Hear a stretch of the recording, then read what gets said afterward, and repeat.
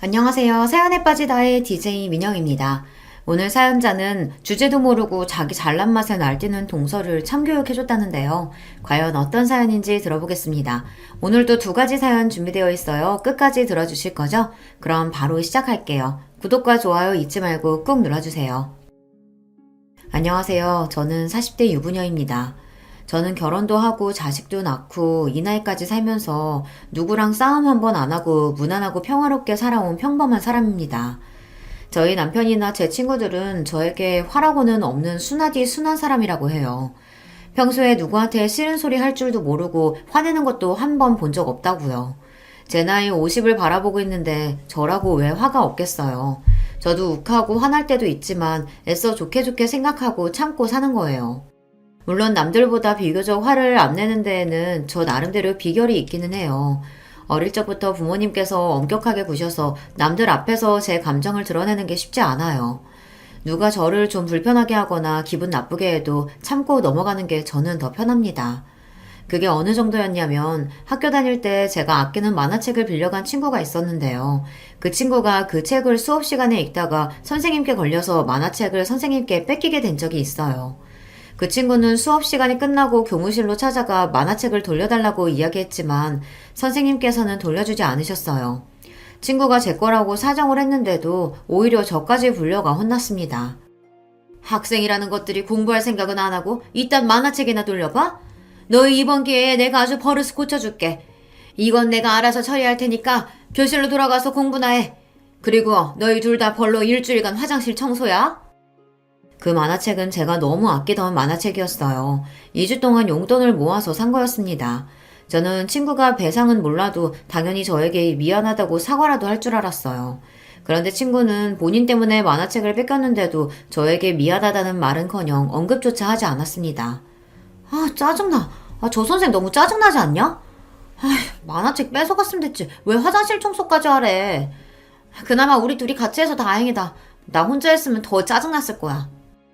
선생님께 뺏긴 제 만화책은 신경도 쓰지 않고 오히려 본인이 화장실 청소를 하게 됐다고 짜증만 냈어요. 그러면서 저와 둘이 같이 벌 서는 걸 당연하게 생각했습니다. 그 순간 저는 속으로 별의별 생각을 다 했어요.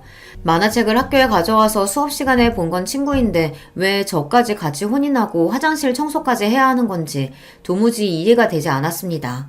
지금이라도 선생님께 가서 나는 못하겠다고 따질까 싶기도 했습니다. 그런데 그날 저녁 학교에서 있었던 일을 들으신 부모님께서 오히려 저를 나무라셨어요. 수업 시간에 만화책을 본 건 그 친구 잘못이지만 어쨌든 그 만화책은 수정이 네 거 맞잖아. 그랬으면 같이 놓아서 화장실 청소할 수도 있는 거지. 뭐가 그렇게 불만이 많아서 툴툴거려? 이미 벌어진 일이니 친구한테 괜한 소리 하지 말고 그냥 도와주고 와라. 그래, 친구가 힘들면 당연히 도와주는 거지. 뭘 그런 걸 가지고 그래. 그러면 못 써. 저희 친정부모님께서 두 분 다 차분하고 점잖으세요. 두 분은 같은 동네에서 태어나 함께 어린 시절부터 성당을 다니시다 봉사단체에서 만나 가깝게 지내다 연애를 하고 결혼하셨어요. 제 말을 들어도 믿지 않으시는 분들이 많으시겠지만 정말로 저는 부모님이 싸우는 걸 한 번도 본 적이 없습니다. 심지어 팔순이 다 된 지금도 어머니 아버지는 서로에게 존댓말을 하시면서 사이좋게 지내십니다. 두 분이 워낙 사이가 좋기도 하지만 주변을 많이 의식하기도 하세요. 한 동네에서 오래 사시다 보니 동네에 모르는 사람이 없습니다. 그러다 보니 무슨 일이 생기면 일이 커지거나 소란스러워지는 걸 싫어하셨어요. 작은 일만 생겨도 동네에 소문이 금방 나니까요. 상당에서나 학교에서나 일이 생기면 내가 좀 손해를 보더라도 서로 웃으면서 좋게 좋게 해결해야 한다고 하셨어요. 처음엔 그런 부모님이 이해가 되지 않았습니다. 내가 굳이 손해를 보면서 왜 참아야 하는 건지 억울하기도 했어요.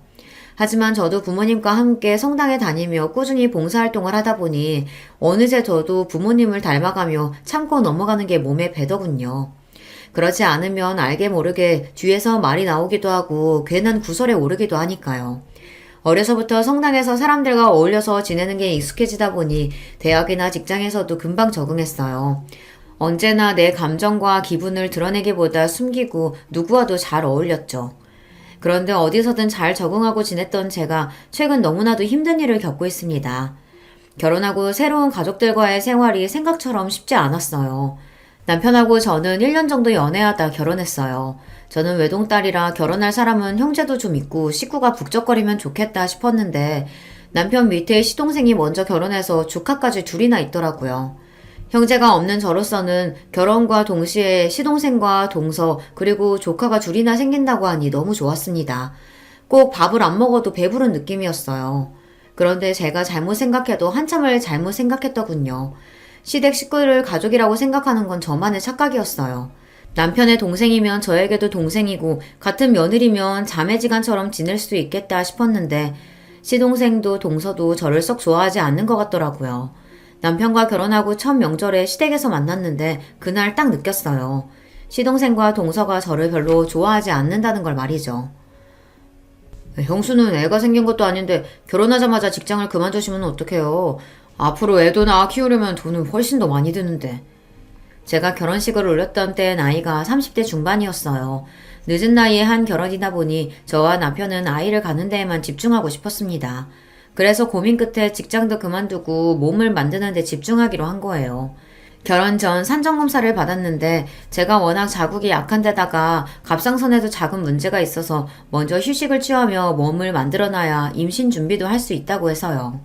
시댁 식구들 앞에서 괜한 이야기 늘어놓으면 괜히 걱정들 하실 것 같아 그냥 잠깐 직장을 좀 쉬고 있다고 말한 것 뿐인데 시동생이 저를 보자마자 직장을 다니지 않는다는 걸 가지고 꼬투리를 잡더라고요. 그 순간 저는 적잖이 당황했습니다. 아무리 하고 싶은 말이 있어도 예의를 지키고 속마음을 감추는 저희 친정과는 전혀 분위기가 달랐어요. 네 형수 나이도 있고 건강도 좋지 않아서 조금 쉬기로 한 것뿐이야. 네가 신경 쓸 문제 아니야. 제가 당황해서 우물쭈물하고 있으니 남편이 나서서 이야기를 하긴 했지만 시동생은 여전히 이해가 되지 않는다는 듯한 표정이었어요.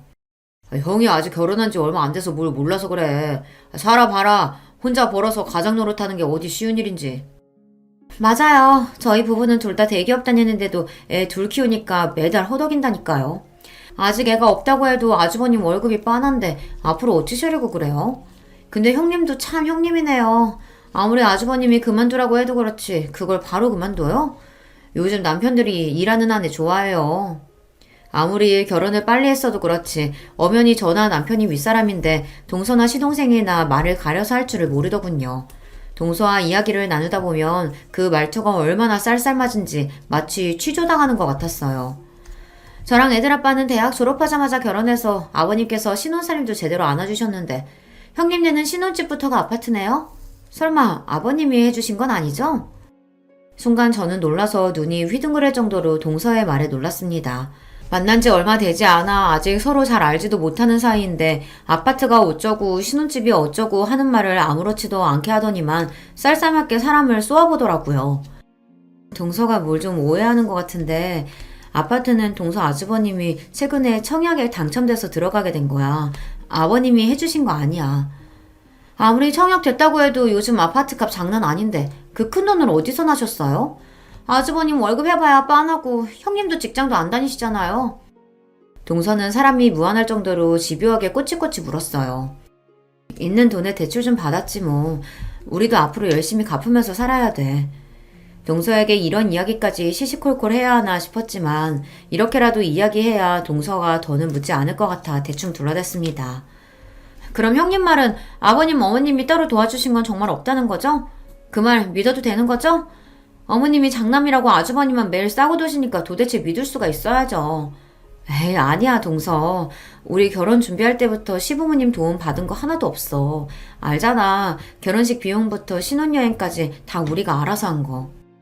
시부모님께서 경제적으로 어려우신 건 아니지만 시아버지께서 워낙 돈에 야박하세요. 남편이랑 시동생이 대학을 졸업한 순간부터 모든 지원을 딱 끊고 알아서 살라고 하셨다더라고요.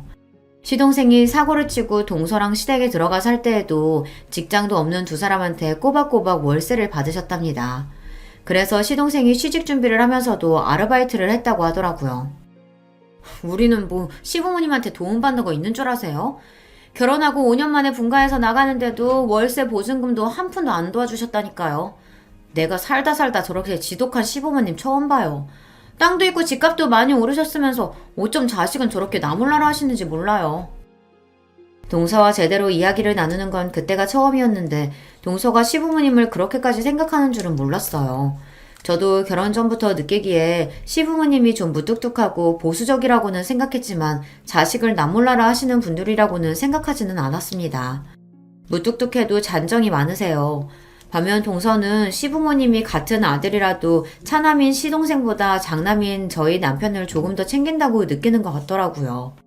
동서랑 시동생은 툭하면 시부모님께서 저와 남편에게 특별히 뭘 더 해주신 건 아닌가 이걸 신경 썼어요. 제가 보기엔 그렇지 않은데 말이죠.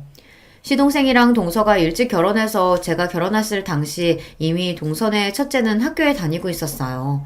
동서 말로는 대학 시절 동서랑 시동생이 둘이 너무 좋아서 결혼을 일찍 한 거라고 하는데 시어머니께 듣기로는 대학 졸업을 하기도 전에 동서가 임신하는 바람에 졸업하자마자 급하게 식을 올린 거라고 하더라고요. 당시에는 동서나 시동생이나 둘 다 명문대생이었기 때문에 양가 집안이 발칵 뒤집힐 정도로 큰일이었다고 했습니다. 그럴만했죠. 둘 다 한시라도 빨리 좋은 직장에 취직해야 하는데 지금 당장 애나 키워야 하는 상황이 됐으니 말이죠. 시아버지께서는 시동생과 동서에게 아직 나이가 어리니 우선 애부터 낳고 식을 올리자고 했답니다. 결혼 전에 임신한 게 자랑할 일도 아닌데 뭐하러 동네방네 소문을 내냐고요. 그때 동서가 당장 결혼시켜달라고 시댁에 와서 울고불고 난리를 쳤답니다. 배 나오기 전에 무조건 식 올려야 돼요. 배 불뚝 나와서 식장에 들어가기 싫다고요. 어쩌겠어요. 시부모님 입장에서는 어린 아들이 남의 집 귀한 딸을 임신시켰으니 나몰라라 할 수는 없었죠. 덕분에 동서랑 시동생은 배가 부르기 전에 결혼하고 몇 년간 시댁에 들어와서 살았어요. 동서는 시댁에서 살았을 때도 매일같이 시집살이를 했다고 툴툴거렸지만 그래도 시어머니께서 동서네 애들을 봐주신 덕분에 시동생이랑 동서가 둘 다 대기업에 입사했어요. 동서도 시동생도 어쨌든 시부모님 도움을 받아 애들도 키우고 취직에도 성공했으면서 혹시나 청약으로 당첨된 저희 아파트가 시아버지께서 사준 거기라도 할까봐 안절부절을 못하더라고요. 동서 하는 게 얄미워서 저도 한마디 했습니다. 동서 힘든 거 모르는 건 아닌데 그렇게 말을 하면 안 되지. 동서 결혼하고 몇 년 동안 시댁에 신세지면서 어머니가 애들도 다 키워주셨잖아. 그것만 해도 얼마나 많이 도와주신 거야. 형님이 애가 없어서 모르시나 본데 애 키우면서 공부하고 취직하는 게 보통 일이 아니에요. 아버님 어머님이 능력이 있어서 생활비 주시는 것도 아닌데 당연히 키워주셔야죠. 동서는 명문대를 나와 대기업 다니는 사람이 생각이 짧아도 너무 짧더군요. 시부모님이 봉도 아니고 애도 키워주고 생활비까지 줘야 한답니까?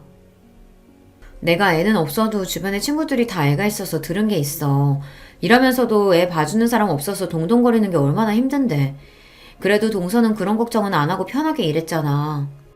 저도 누구한테 싫은 소리 하는 성격이 아닌데 동서와 이야기를 하다 보면 저절로 화가 나요. 그때였습니다. 제 말에 기분이 상했는지 동서가 인상을 팍 쓰더니 혼잣말을 중얼거렸어요. 일도 안 하고 애도 없는 주제에 뭘 한다고 훈계질이야. 자기 딴에는 혼잣말이라고 중얼거렸는지 모르겠지만 제 귀에는 똑똑히 들렸습니다. 저는 동서의 말에 기가 차서 미간이 절로 구겨졌어요. 저는 곧바로 동서에게 뭐라고 한 거냐고 따져 물었습니다. 기분이 너무 나빠서요. 그런데 그때였어요. 방에 있던 시동생이 나오다가 제가 하는 말을 듣고 놀라서 다가왔습니다. 형수님, 지금 영민 엄마한테 소리 지르시는 거예요? 왜요? 왜 소리 지르시는 건데요? 시동생이 원래 성격이 좀 급하고 욱해요. 덩치도 크고요. 시부모님 앞에서도 별거 아닌 일에도 언성을 높이기도 하고 화도 잘 냅니다. 그런 사람이 저에게 다가와서 무슨 일이냐고 소리를 지르는데 저도 순간 겁이 확 나더군요. 그게 동서가 혼잣말을 하는데 나한테 뭘 한다고 훈계질이냐고 하잖아요. 형수님, 똑똑히 들으신 거 맞아요? 이 사람이 형수님한테 뭐하러 그런 소리를 하겠어요? 형수님이야말로 어른들 안 계신다고 괜히 형님 노릇하려는 거 아니죠? 이게 다 무슨 소란이냐? 부모 앞에서 뭐하는 짓이야? 시동생의 큰 목소리에 방에 계시던 시부모님과 남편까지 놀라서 나왔어요. 순간 저는 말문이 턱하고 막히고 말았습니다. 지금까지 살면서 분란을 한 번도 만들어 본 적이 없던 제가 결혼한 지 얼마 되지 않아 이런 말도 안 되는 상황에 휘말리고 말았다는 게 저로서도 당황스러웠습니다. 그날은 남편이 나서서 수습한 덕분에 대충 마무리되었지만 저와 동서 사이는 점점 더 나빠졌습니다. 물론 항상 동서가 먼저 저에게 시비를 걸었어요. 한 번은 이런 적도 있습니다. 제가 늦은 나이에 결혼해서 아이가 잘 생기지 않아 병원에 다니고 있었습니다. 시험관 준비를 하고 있었어요. 1년 정도 병원에 다니며 고생을 했는데도 아이가 생기지 않으니 저는 한껏 예민해져 있었습니다. 그러나 중에 시댁에 갈 때마다 시부모님께서 아이에 대해 물으시니 그것 또한 부담이었습니다. 병원에서 뭐래? 이번에도 임신 안 됐대? 시부모님이야 옛날 분이시다 보니 자연 임신이 안 돼서 병원에 다니는 것조차 이해 못 하셨어요. 그러다 보니 시험관을 한 지 1년이 다 됐는데도 임신 소식이 없으니 불안해 하셨습니다. 요즘은 결혼도 하기 전에 아이부터 갖는 게 유행이라던데 너희는 도대체 뭐가 부족해서 병원까지 다니는데도 애가 안 생기는 거냐? 에이, 혼전 임신이 뭐 아무나 하는 줄 아세요? 그것도 다 여자가 어려야 가능한 거예요. 원래 잔소리하는 시어머니보다 옆에서 말리는 시누이가 더 얄미운 거라고 하더니만 그 말이 딱 맞았습니다. 제 얼굴만 보면 아기 이야기부터 하시는 시부모님도 부담스러웠지만 그 옆에서 꼭 한마디씩 보태는 동서가 더 미웠어요. 제가 아무래도 젊은 나이가 아니다 보니까 시간이 좀 걸리는 것 같아요. 그래도 포기 안 하고 끝까지 노력할 거니까 걱정하지 마세요. 병원 선생님이 그러는데 40 넘은 산모들도 많대요. 아휴, 40 넘어서 낳으면 애 대학 갈 때는 엄마가 환갑인데 그걸 언제 키워요? 생각만 해도 너무 무섭다. 제 장점이자 단점이 싫은 소리를 들어도 쉽게 기죽지 않는다는 겁니다. 저나 남편이나 둘 다 아이를 너무 예뻐해서 아이를 갖기를 너무 원했기 때문에 시간이 걸려도 임신이 될 때까지 노력하기로 했어요.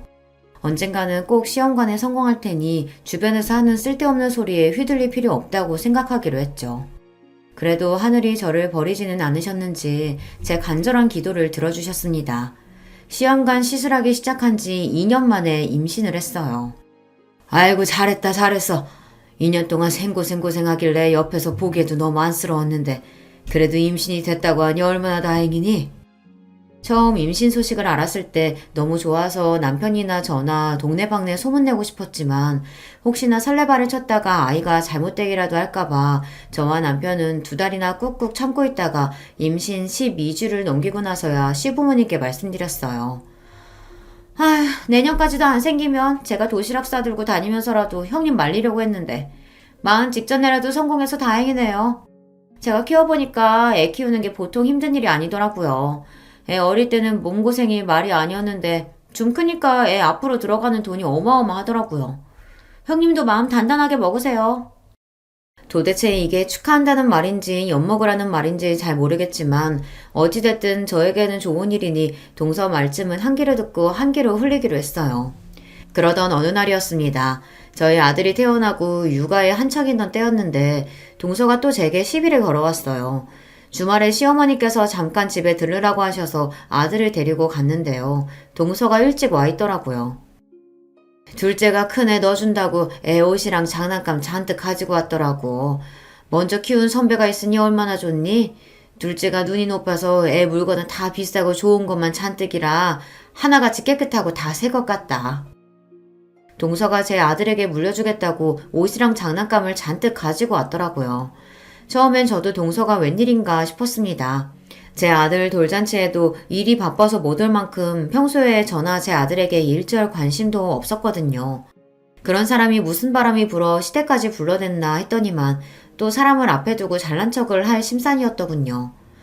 내가 이럴 줄 알았어. 형님, 민영이 내복 이거 다 시장에서 대충 사셨죠? 아기들은 피부가 약해서 내복은 무조건 오가닉 제품으로만 입혀야 한다니까요. 이거 제가 백화점에서 10만 원도 넘게 주고 산 내복이니까 당장 이거로 갈아입히세요. 괜히 싸구려 폈다가 애 아토피라도 생기면 엄마가 얼마나 고생하는데요. 동서는 참 이상합니다. 먼저 저한테 어디서 샀냐고 묻지도 않아놓고는 무조건 제가 산 물건은 매일 시장에서 산 거 아니냐고 했어요. 그것도 듣기 싫은 말투로요. 동서, 이거 시장에서 산 거 아니야. 다 친구들한테 선물 받은 건데 무슨 소리야. 그리고 애 내복을 무슨 10만 원이나 주고 사. 그게 말이 돼? 저도 웬만하면 동서한테 구구절절 설명하고 싶지 않았지만 동서 태도가 너무 기분 나빠서 곧장 말을 받아쳤습니다. 그리고 아무리 생각해도 아기 내복이 10만 원이라는 건 믿기지 않았어요. 형님 친구들이 줬으면 그 취향 다 알만하죠. 친구들은 원래 다 끼리끼리 노는 거잖아요. 이 장난감도 제가 외국 사이트에서 다 직구한 거라 좋은 것들이니까 망가지지 않게 조심해서 쓰세요. 민영이는 좋겠다. 나같이 능력 있고 센스 있는 작은 엄마 있어서. 동서는 박스에서 연신 오시며 장난감을 꺼내면서 하나하나 얼마나 좋은 제품인지 저에게 일일이 다 설명했어요. 그러면서 제 아들에게 자기 같은 작은 엄마 없다고 생신까지 내더군요. 물론 동서 딴에는 저를 위해서 가져온 거겠죠. 그런데 동서가 하는 말을 가만히 듣고 있으면 어쩐지 기분이 상했어요. 마치 제가 좋은 제품이나 옷을 애한테 사주지 못해서 동서에게 구걸이라도 하는 느낌이 든달까요? 그 이후로도 줄곧 동서는 저와 제 아들을 만나면 입고 있는 옷이나 신발을 보고 꼬투리를 잡았어요. 한 번은 시댁에 행사가 있어서 식당에서 저녁을 먹기로 했는데 주차장에 미리 도착한 저와 동서가 만난 적이 있었습니다. 그런데 차에서 내리는 저를 가만히 지켜보던 동서가 제 옷을 보더니 입까지 가리고 실실 웃더라고요. 평소 동서를 생각했을 때 절대 좋은 얼굴로 웃는 것 같지 않아 저는 절로 미간이 구겨졌습니다. 동서는 만날 때마다 도대체 왜 저러는지 모르겠어요. 동서가 특출나게 집안이 좋다거나 부티가 나는 사람이면 저도 그러려니 하겠는데요. 그래봤자 동서도 평범한 회사원이고 친정도 동네에서 갈비집을 운영하는 걸로 알고 있어요. 물론 동서도 어려서부터 부족한 거 없이 곱게 자란 건 알아요. 아무리 그래도 그렇지 그렇다고 다른 사람을 마음대로 무시해도 되는 건 아니잖아요. 동서의 태도에 순간 기분이 확 상해서 곧바로 동서에게 물었어요. 뭐가 웃겨서 혼자 웃냐고요. 그러자 동서가 하는 말이 기가 막혔습니다. 형님, 오늘 가족끼리 모여서 외식한다고 혹시 오랜만에 동대문 시장이라도 가서 쇼핑하고 오셨어요? 동대문? 내가 갑자기 동대문에 왜 갔다 와? 나 동대문 안 갔다 왔는데. 뜬금없이 무슨 소리를 하는 건가 싶어서 저는 의아했습니다.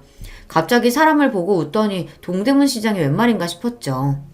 어머, 근데 짝퉁이 너무 잘 만들긴 했다.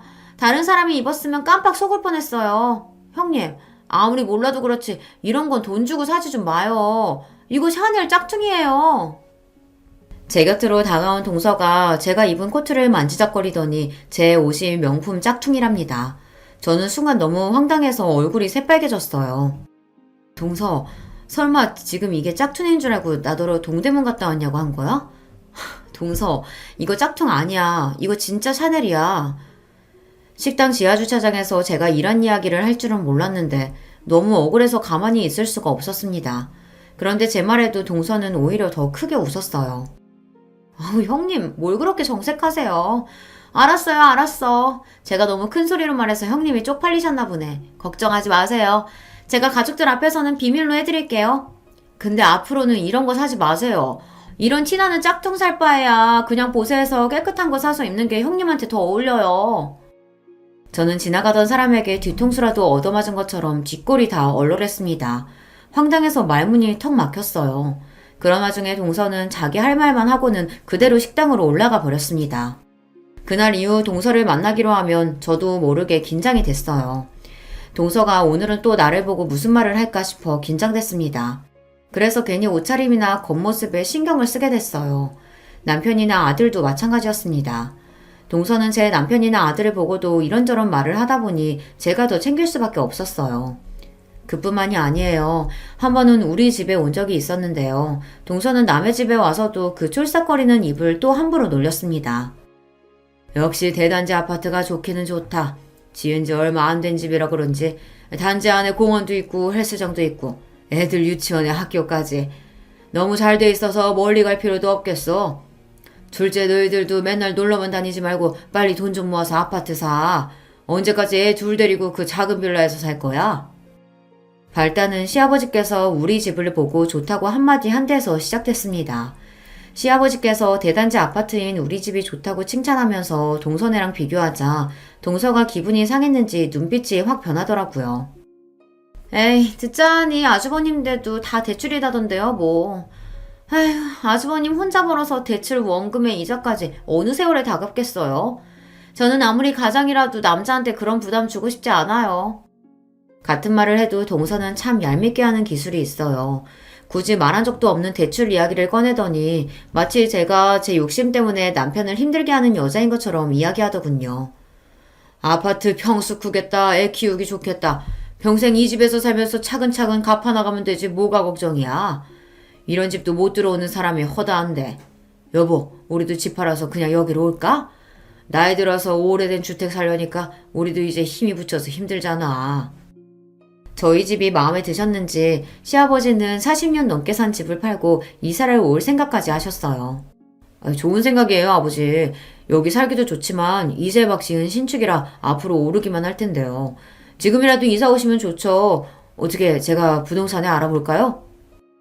안 그래도 시아버지 시어머니께서 이제 연세도 있으신데 오래되고 낡아 손 많이 가는 주택에 사시는 걸 남편이 많이 걱정했었는데요.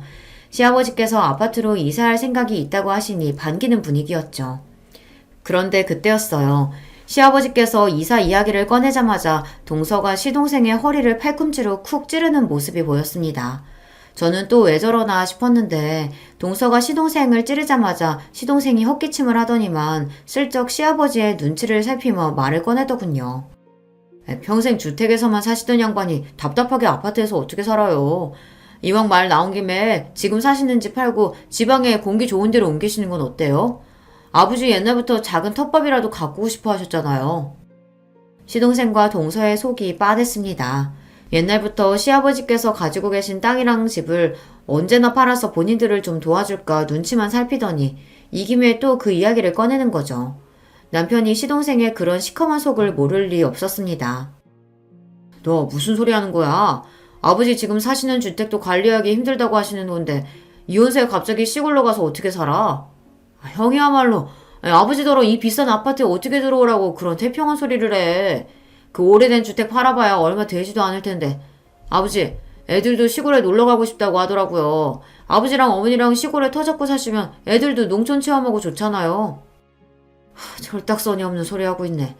아버지 어머니가 다 늙어서 네 자식 농촌 체험 시켜주시겠다고 농사지시냐? 말이 되는 소리를 해야지 너. 괜히 아버지 땅이랑 집 욕심내지 말고 직장생활이나 열심히 해.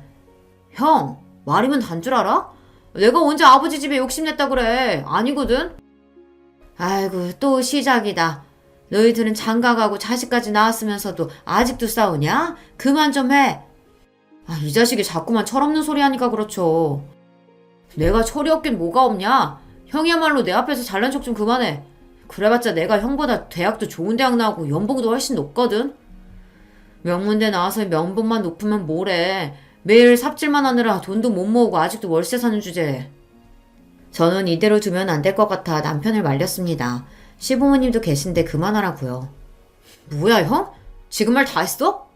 그만하지 못해? 이 녀석들이 만나기만 하면 으르렁대지. 내 말 잘 들어. 나는 네 엄마 죽을 때까지 내 땅이든 집이든 너희한테 한 푼도 줄 생각 없다. 그러니까 그런 줄 알고 쓸데없는 소리 하지 마. 평소 남편은 시동생을 한심하게 생각해요. 시동생이나 동서나 둘 다 대기업을 다닌 지 꽤 오래됐으니 연봉도 높을 텐데 돈을 잘 못 모으는 것 같더라고요. 저나 남편의 선입견인지는 모르겠지만 어찌됐든 대한민국에 사는 한 집이 중요하잖아요. 더군다나 애도 둘이나 있으면 빨리 좋은 집을 살 생각부터 해야 하는데 굳이 목동 옆에 살겠다고 비싼 월세 내면서 살고 있더라고요. 거기다가 동서랑 시동생은 매년 해외여행을 다니면서 차도 3, 4년에 한 번씩 바꿔요. 심지어 시동생과 동서 둘 다 한 대씩 차를 가지고 있습니다. 물론 가정마다 사는 방향이 다르다지만 저도 동서와 시동생이 이해되지 않기는 매한가지예요. 동서를 볼 때마다 느끼는 거지만 제 기준에서는 동서가 좀 과하게 보일 때가 있거든요. 남편이나 시부모님 앞에서 티를 내지는 않지만 동서나 시동생이나 조카들까지 겉으로 걸치고 있는 것만 언뜻 보아도 돈 몇백이 우스워요. 거기다가 동서가 애들 교육에도 관심이 많아서 목동 바로 옆 동네에 사는데 애들 사교육비만 한 달에 몇백씩 들어간다고 하더라고요. 동서는 시부모님을 만날 때마다 그런 이야기를 은근슬쩍 했어요. 어머님, 아버님 죄송해요. 애들 공부시키는데 워낙 돈이 많이 들어가다 보니까 애들 아빠가 힘들어서 그러는 거예요. 아버님도 아시잖아요. 우리 애들이 다들 머리도 좋고 똑똑한 거요. 잘하는 걸 안 시킬 수도 없고 참 부모 마음이 속상해요. 가만 보면 동서는 시동생과 달리 참 여우입니다. 시동생은 머리 굴릴지 모르고 항상 자기 성격대로 지르는데 동서는 잔머리를 잘 굴려요. 시부모님이 어느 대목에서 마음을 쓰시는지 알고 있었죠. 그래, 애들 한참 크는데 돈 들어갈 때 많지. 내가 너희 시아버지한테 말 잘해볼 테니까 걱정하지 마라. 시아버지께서는 당신이 돌아가시기 전까진 절대 자식들에게 한 푼도 물려주지 않겠다고 하셨지만 시어머니는 달라요. 자식들 고생하는 게 싫어서 어떻게든 시아버지를 설득해 자식들을 도와주려고 하셨죠. 그런 점을 모를 리 없는 동서가 항상 시어머니를 구워 삶아 학원비 같은 걸 도움받는 것 같더라고요. 그러던 어느 날이었습니다. 며칠 뒤 시어머니 생신이라 백화점에 들러 쇼핑하고 있었습니다. 그러던 중 생각지도 못했던 사람을 만났어요. 하필이면 명품관에서 동서를 딱 마주하고 만 거예요. 동서는 가방이 마음에 드는데 가격이 비싸서 고민이 되는지 가방을 들었다 놨다 그걸 반복하고 있더라고요. 저도 예상하지 못했던 갑작스러운 만남에 놀라긴 했지만 그렇다고 티를 낼 수는 없으니 먼저 동서에게 다가가 아는 체를 했어요. 제 인기척에 가방을 구경하고 있던 동서가 뒤를 돌아 저를 보더니 놀라서 눈이 동그래졌더군요. 그런데 동서가 제게 한다는 말이 가관이었어요. 어머 형님, 형님이 여기 웬일이세요? 혹시 저보고 따라 들어오신 거예요? 형님, 여기 명품관이에요. 동서는 제가 백화점 명품관에 있는 게 말이 안 된다는 듯 눈을 날카롭게 뜨더니 명품관이라는 단어에 힘을 주고 말하며 사람을 무안하게 만들었어요. 그 모습에 저도 모르게 기분이 확 상하더군요. 동서, 나를 뭘로 보고 그런 소리 하는 거야? 나도 알아. 여기 백화점 명품관인 거. 나 어머님 생신 선물 사러 왔거든? 싸가지 없는 동서에게 굳이 이러니 저러니 설명하고 싶지 않았지만 동서의 태도가 하도 재수없어서 저도 모르게 시시콜콜 설명하게 되더군요.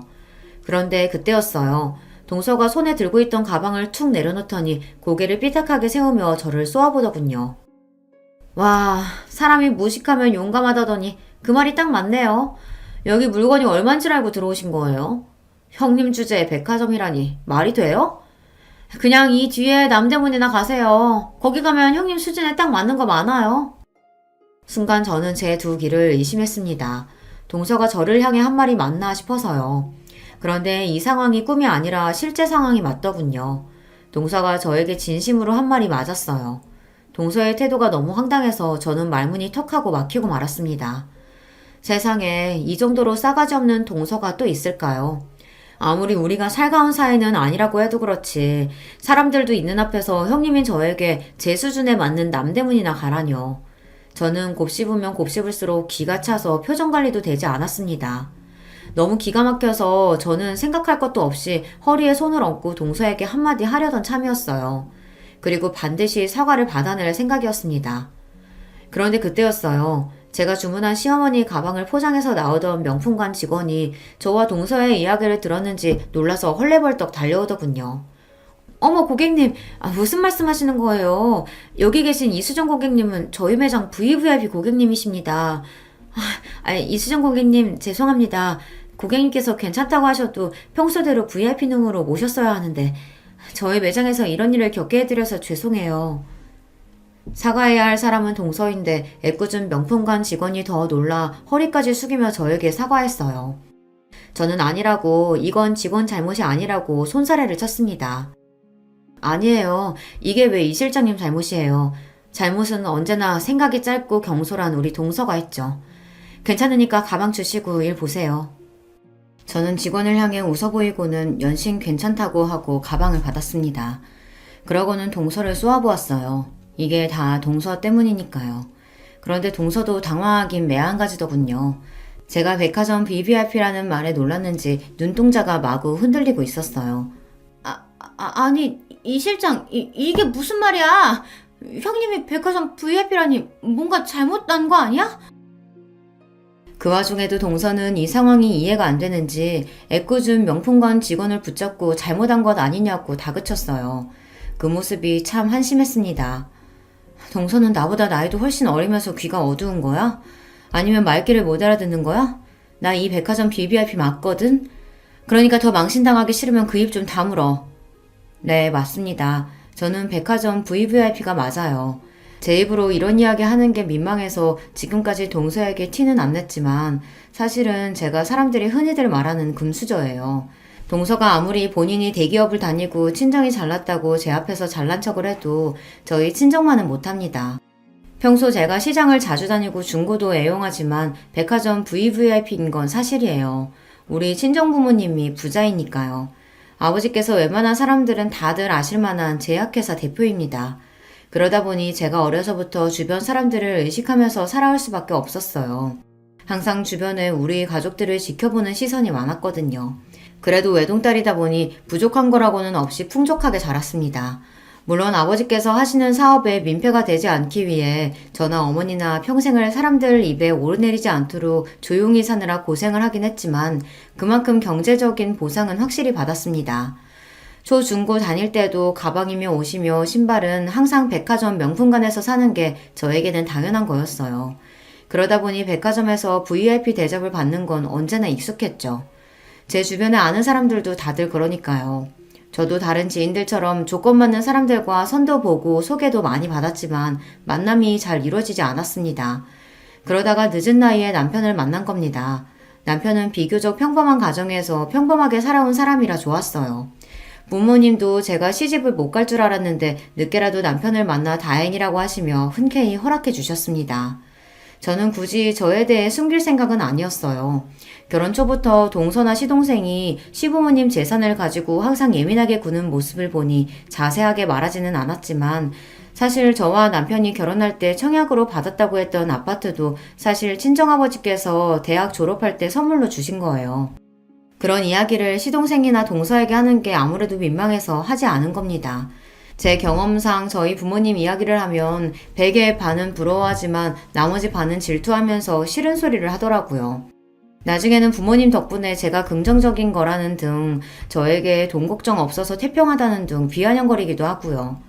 그런 말들이 다 틀린 말은 아니지만 제가 직접 들을 때마다 마음이 상할 때가 있었어요. 그래서 굳이 주변에 집안 이야기를 잘 안 해요. 거기다가 남편 말이 만약 우리 집에 잘 산다는 걸 시동생이나 동서가 알게 되면 시부모님을 더 괴롭힐 거라고 했습니다.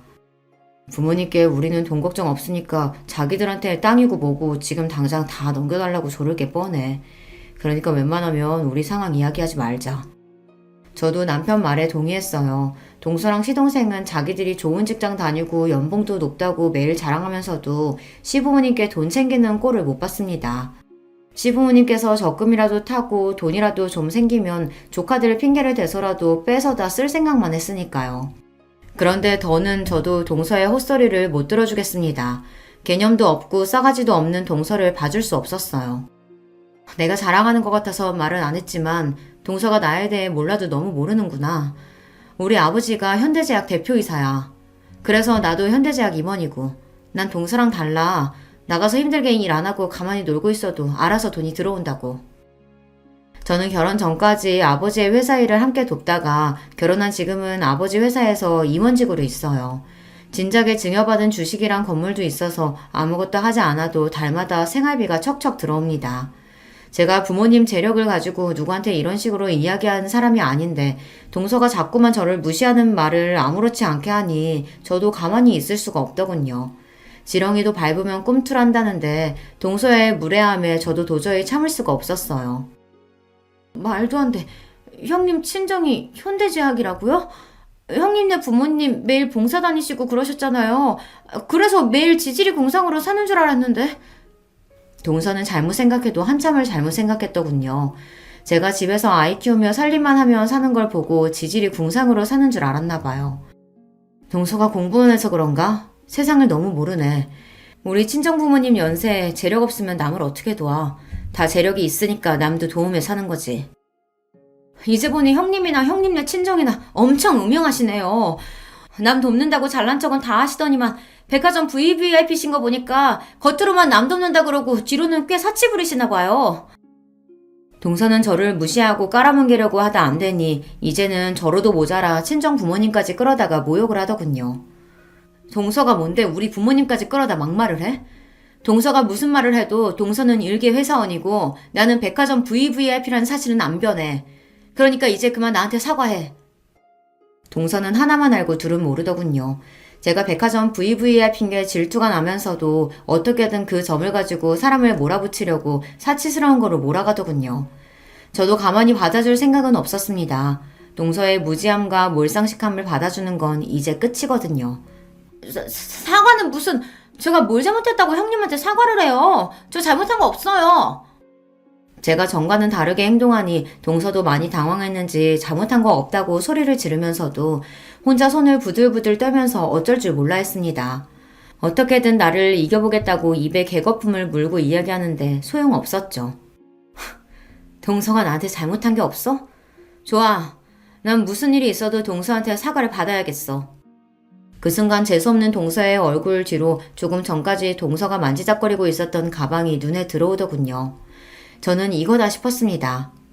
동서가 아무리 대기업을 다닌다고 해도 어차피 월급쟁이잖아. 월급 받아봐야 뻔한데 동서야말로 명품은 무리 아니야? 이왕 온 거 동서가 아까부터 계속 주무르던 가방 내가 저거 사줄게. 대신 지금 당장 나한테 사과해.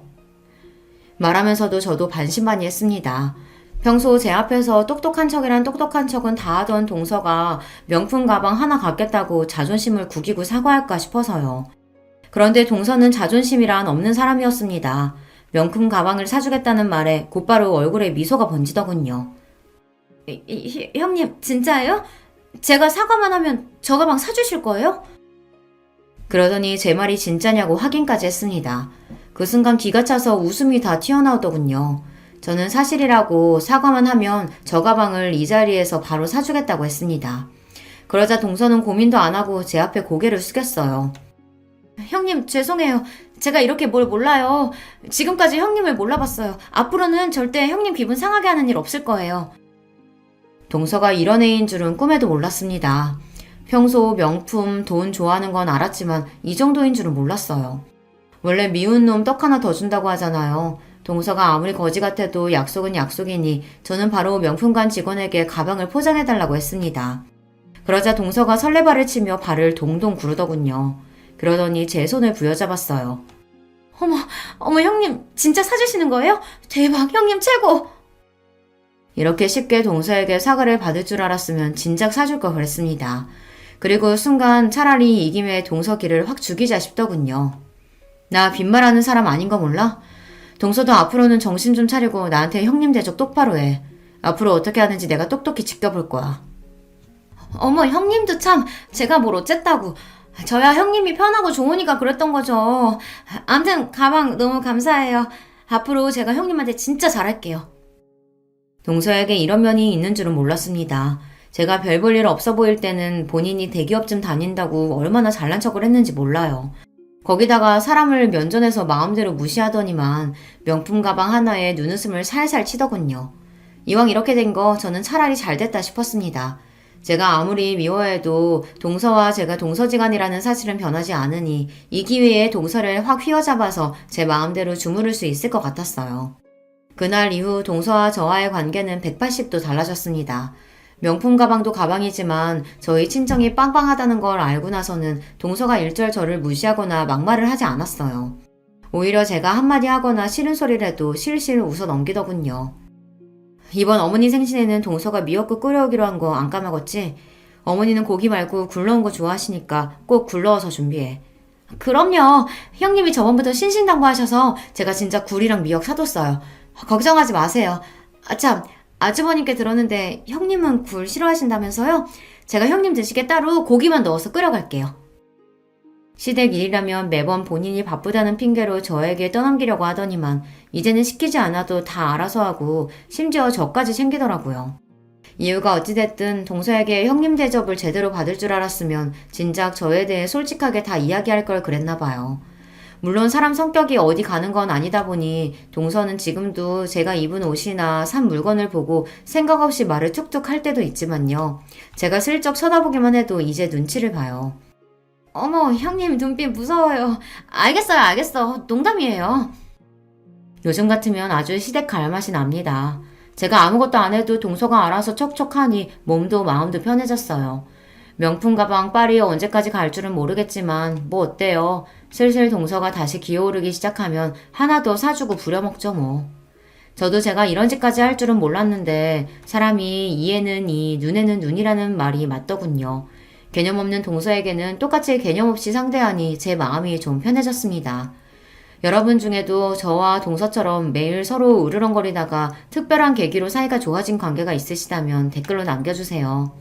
두서없이 떠들어간 제 이야기 끝까지 들어주셔서 감사합니다. 여러분의 가정에는 언제나 즐거운 일만 가득하시길 바랄게요. 제 나이는 86년생.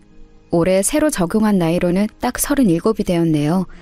요새 결혼을 많이들 늦게 한다고 하지만 그래도 주변 친구들 거의 다 결혼하고 저 혼자만 미혼이었던 걸 감안하면 그래도 조금 늦은 감이 없지 않아 있네요.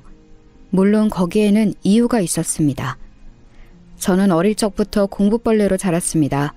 석사 졸업을 한 이후에 잠시 직장 생활을 하기도 했지만 공부에 대한 욕심이 계속 생겨서 비교적 늦은 나이에 박사과정에 지원을 했습니다.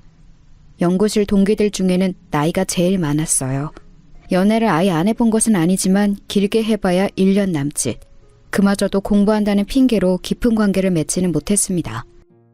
그러다가 같이 박사과정을 준비하던 2살 연하의 남편을 만나 힘들었던 시기를 함께 이겨내며 정을 쌓았고 결국엔 그것이 부부의 연으로까지 이어지게 되었습니다. 남편과 저는 서로 얼마나 죽고 못 살았는지 둘 다 아직 박사학위도 취득하지 못한 연구생 신분일 때 결혼을 하게 되었습니다. 주변에서는 한쪽이라도 경제적으로 안정되어 있을 때 결혼을 하는 것이 좋지 않겠냐며 우려의 목소리를 높였지만 저와 남편은 평생 함께 공부만 하면서 살 수 있으면 조금 가난해도 괜찮다는 주의였기에 과감히 결혼을 결심했습니다. 지금도 연구원에서 나오는 연구비로 근근히 생활을 하고 있지만 그것만 있어도 남편과 저는 얼마나 행복한지 모르겠습니다. 남편의 집안은 대대로 학자 집안이었습니다. 엄청 부유하다고 할 수는 없지만 시아버지가 오랫동안 대학 교수로 일을 하셨고 남편의 형 2명도 다 박사과정을 거쳐 대기업에 입사한 인재들이었죠. 막내 아들인 남편은 대학을 졸업하고 약간의 방황의 시간이 있었다고 해요. 형들은 다 탄탄대로로 학위도 따고 취업도 하고 했는데 정작 본인은 정말 하고 싶은 일을 찾지 못해 허송세월을 보냈다고 해요. 그러다가 뒤늦게 저와 같은 전공인 이 분야에 눈을 뜨게 되어 정말 열심히 공부를 했어요. 사실 처음엔 눈에 잘 띄지 않는 그저 대학원 후배 정도로만 여겼었는데 매일같이 함께 밤을 새고 연구하다 보니 정이 들었어요. 그 사람의 본 모습을 가까이서 보기 시작하니까 정말 알면 알수록 좋은 사람이더라고요. 이 사람이라면 내 남은 삶을 함께해도 되겠다 싶었습니다. 그렇게 남편에게 꿈만 같은 프로포즈를 받고 얼마 지나지 않아 상견례 날이 다가왔습니다. 이 이야기가 참 재미있습니다. 정말 드라마에나 나올 법한 얘기랍니다. 상견례 날이 되자 저는 공부만 하느라 찌들었던 모습을 잠시 탈피하고 나름 단정하게 꾸미고서 나섰습니다. 저는 외동딸이었기에 엄마, 아빠, 저 셋뿐이었지만 남편 집안은 삼형제에 아주버님들이 다 결혼을 하셨으니 시어머니, 시아버지까지 총 7명이나 되었죠. 예약되어 있던 룸에 저희 가족이 먼저 도착하고 시아버지와 시어머니와 남편이 도착해서 이런저런 이야기를 나누고 있었습니다. 그때까지 분위기는 아주 순조로웠어요. 그런데 이내 노크 소리가 들리더니 큰 아주버님 내외가 들어서는데 형님 되실 분이 낯이 많이 익었습니다. 큰 눈에 오똑한 코, 늘씬한 몸매의 그 모습은 분명 제가 알던 그 사람이었습니다. 어서오세... 아니 너 임지영? 너가 어떻게 여기? 아니 그럼 내 시연이 될 사람이 너야? 어머나 세상에. 어머나 공구벌레 박수희? 야 어머 웬일이야. 도련님 결혼한다 그래서 섹시 될 사람이 누군가 했더니 그러게 야 정말 아버님 어머님 지영이랑 저는 고등학교 동창이에요. 이런 데서 이런 인연으로 다 만나네요. 그래? 아이고 사람 인연 참 신기하구나. 이왕 이렇게 된 거 잘 됐지 뭐냐. 야 이제 형님이다 형님 똑바로 모셔. 네 그렇습니다. 상견례 날 마주한 손윗동서가 고등학교 동창이었던 임지영이라니 세상이 정말 좁습니다. 그런데 너 쌍둥이였잖아. 너 동생 지은이는 어떻게 지내? 지은이? 놀라지 마. 지은이는... 지영이가 그 말을 하려는 찰나에 뒤이어 노크 소리가 들리고 작은 아주버님 내외가 들어서는데 안녕하세요. 저희가 좀 늦었죠? 반갑습니다. 임지은이라고 해요. 어머나 임지은! 너까지 이게 어떻게 된 거야? 어머나 박수희, 너 박수희야? 웬일이야 웬일! 언니 알고 있었어? 정말 놀라운 일의 연속이었습니다. 첫째 형님이 학창시절 동창인 것도 놀라운데 그 쌍둥이 동생마저 연이어 둘째 동서라니요. 현실은 항상 드라마보다 더 드라마 같다니까요. 세상에 이런 신기한 일이 살다 보니 생기는구나. 우리 형준이 뒤늦게 장가 보내느라 마음고생이 이만저만이 아니었는데 새로 맞이하는 며느리가 또 동서지간에 이미 연이 있다고 하니 반가운 일이로구나. 그래, 학창시절에 서로 사이좋게 지냈겠지? 네? 네, 그럼요, 어머니. 뭐야, 너 왜 말을 얼머부려? 어머니 오해하시겠다. 예, 아무튼 잘 부탁해, 동서. 형님은 제 팔뚝을 살짝 꼬집으며 이를 꽉 깨물면서 얘기했습니다. 자기들도 뭔가 찔리는 게 있긴 있나 보죠? 이게 무슨 이야기냐고요? 사실 제가 말을 얼버무린 데에는 다 이유가 있었습니다. 제 손윗동서가 될 임지영, 임지훈 쌍둥이 자매는 학창시절 알아주던 일진이었거든요. 저는 공부만 했기 때문에 직접적으로 부딪힐 일은 많지 않았지만 사실 별로 좋지 않은 기억이 있는 친구들입니다. 고등학생 시절부터 술, 담배는 물론 남자친구도 쉼없이 갈아치우던 친구들이었어요. 게다가 언니가 사귀던 남자를 동생이 사귀기도 하고 동생이 사귀던 남자를 언니가 사귀기도 하고 막장도 그런 막장이 없었습니다.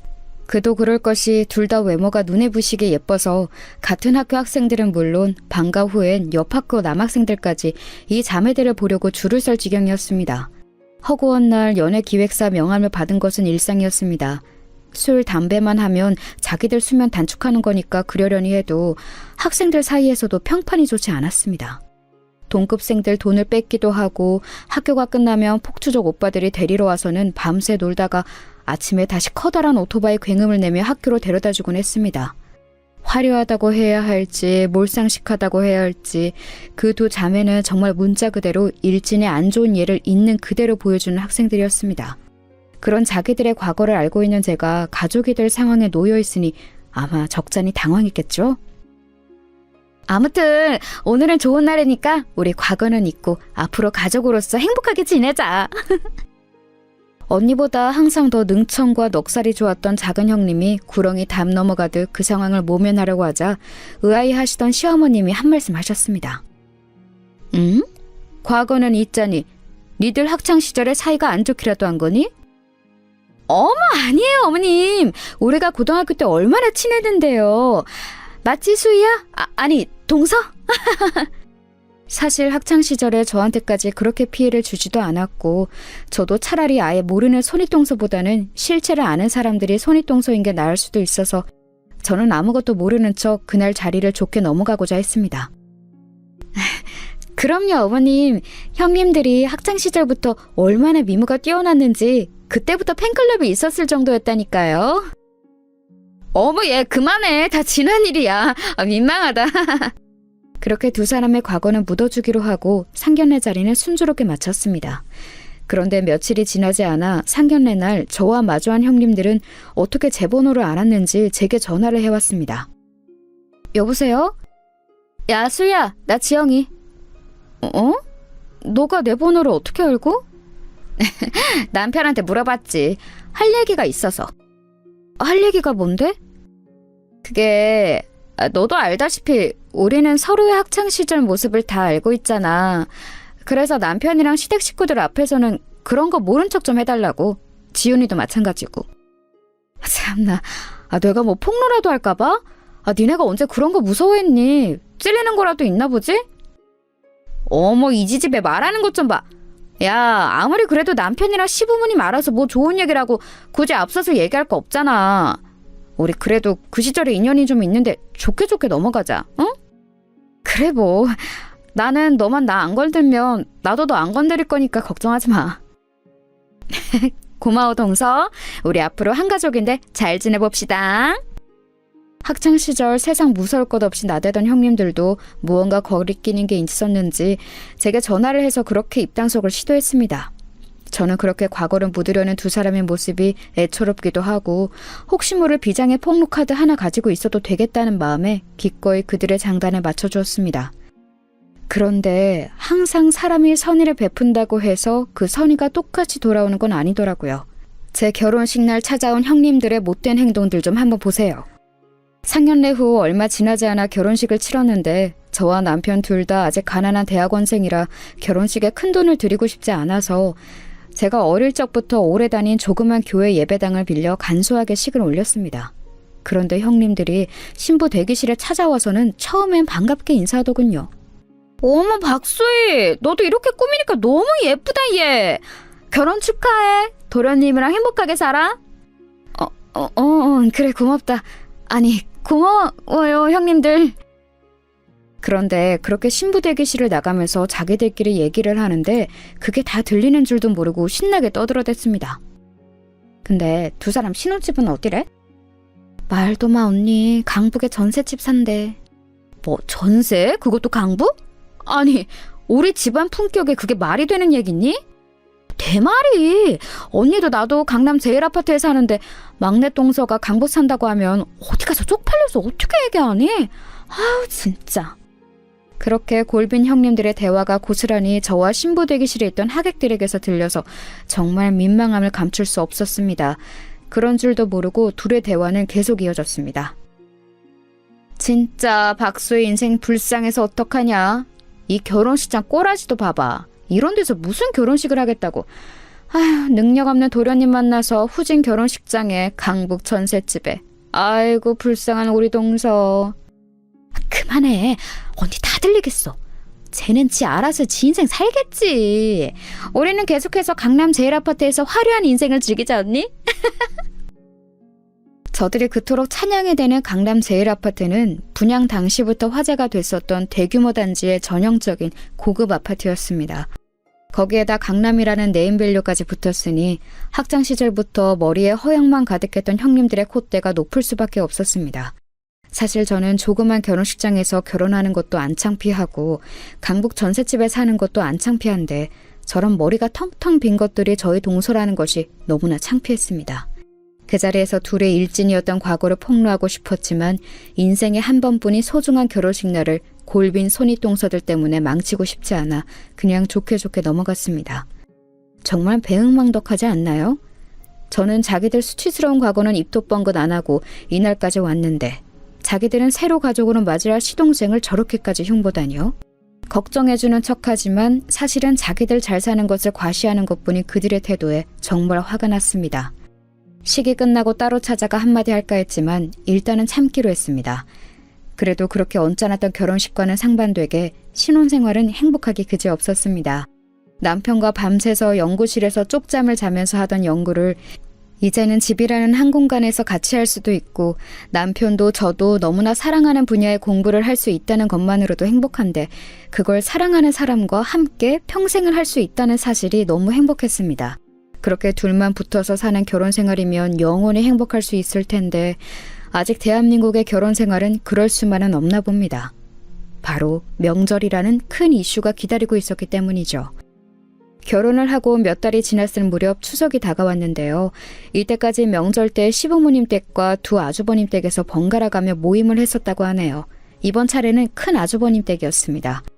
저는 정말 가기 싫었습니다. 그 잘난 강남 제일아파트로 우리를 불러들여 또 얼마나 자기네가 잘 사는지 거들먹거리게 뻔히 보였거든요. 자기들 사는 걸로 거들먹거리는 것까지야 좋다 이거예요. 그런데 왜 아무 부족함 없이 잘 살고 있는 저희 부부까지 걸고 넘어지면서 무시하냐는 말이죠. 그나마 가족들이 다 서울 살아서 명절 당일에만 저녁 식사를 한다고 해서 하루만 참고 견디자 하는 생각으로 버티기로 했습니다.